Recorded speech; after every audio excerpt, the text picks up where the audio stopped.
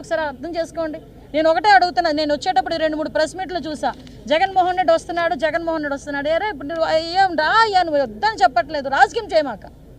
నీ హయాంలో సుమారుగా కొన్ని వందల మందికి అత్యాచారాలు జరిగినాయి. నీ సొంత కాన్స్టిట్యున్సీ పులివెందుల కాన్స్టిట్యున్సీలోనే నాగమ్మ నా కావుడిని చంపేస్తే, అతి క్రూరంగా చంపేస్తే మేమందరం వెళ్తే ఆ రోజు మా మీద అట్రాసిటీ కేసులు పెట్టావు. ఈ రోజు వరకు దాని అతిగతి లేదు. నీ సొంత నియోజకవర్గం, నువ్వు వింటున్న ఇంటి దగ్గరలోనే ఒక వెంకటరెడ్డి అనే ఒక అమ్మాయిని సామూహిక అత్యాచారం చేస్తే ఈ రోజు వరకు పట్టుకునే దాఖలాలు కనిపించలేదు 5 సంవత్సరాలు.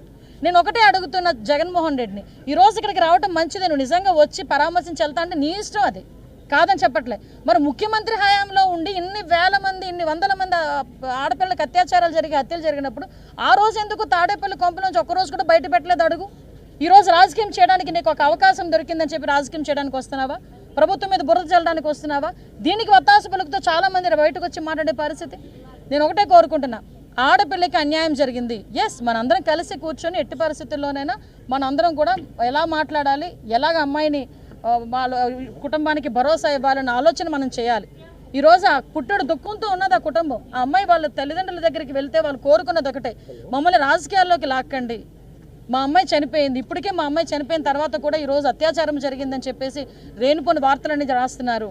దయచేసి అలాంటి వద్దు.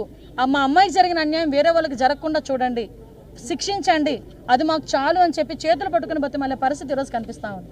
దయచేసి మానవతా దృక్పథంతో ఒక్కసారి ఆలోచించండి. మనం చేస్తున్న పని ఏంటో అన్నది ఒక్కసారి ఆలోచించండి. ఈరోజు మేము 3 మంత్రులు వచ్చామండి. ఈరోజు ఒక ఆడపిల్లకి అన్యాయం జరిగింది, ఆ అమ్మాయి చనిపోయింది, ఆ కుటుంబానికి భరోసా కల్పించాలని మన ఫరూక్ గారు కానీ, లోకల్ మన మినిస్టర్ గారు రామప్రసాద్ రెడ్డి గారు కానీ, నేను కానీ డే ఫస్ట్ నుంచి కూడా మాతో వచ్చిన బాబు గారు కానీ, మన మదనపల్లి ఎమ్మెల్యే గారు కానీ, షాజహాన్ గారు కానీ అందరం కలిసి ఇక్కడికి వచ్చి మేము మాట్లాడుతూ ఉంటే, ఇక్కడికి వచ్చి రెచ్చగొట్టే ధోరణిలోని వైఎస్ఆర్సీపీ వాళ్ళు చేసే ప్రతి పరిస్థితిని కూడా ప్రజలు కూడా గమనించాలి. దయచేసి మైనారిటీ పెద్దలు కూడా గమనించండి. ఈరోజు మేమందరం కూడా మీకు భరోసా కల్పించడానికి, ఆ కుటుంబాన్ని భరోసా కల్పించడానికి, ఫర్దర్గా ఇలాంటివి జరగకుండా చూసుకోవడానికి మేమందరం కూడా ప్రయత్నం చేస్తున్నాం. మేమందరం కూడా అదే బాటలో ఉన్నాం. దయచేసి మీరందరూ కూడా మాకు సహకరించండి. పోలీస్ డిపార్ట్మెంట్ తాలూకా పనితీరును కూడా ఈ విషయంలో మేము ప్రశంసించాలి. ఎందుకంటే 5 రోజులు మేం కాదండి, వీళ్ళు చెప్తున్నారు, ఆ తల్లిదండ్రులు చెప్తున్నారు, డిపార్ట్మెంట్ గారు కంటిన్యూగా ఉన్నారండి, మా దగ్గర ఎంక్వైరీ చేస్తున్నారండి, ఎంక్వైరీ చేసి మాకు సహకరించారండి. మీరు బయటకు వచ్చి నోటుకు వచ్చినట్టు మాట్లాడతారు.